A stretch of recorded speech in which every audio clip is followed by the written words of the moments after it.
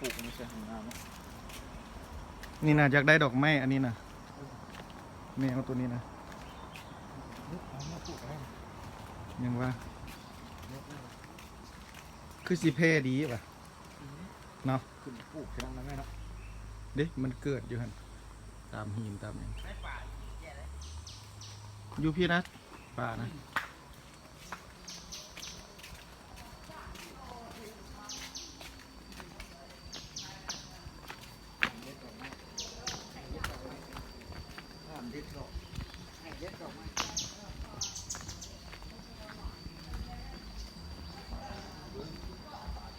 เดี๋ยวป่านะ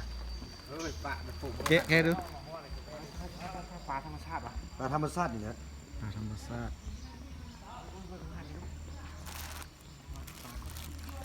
ปลาจาดเนี่ยนะ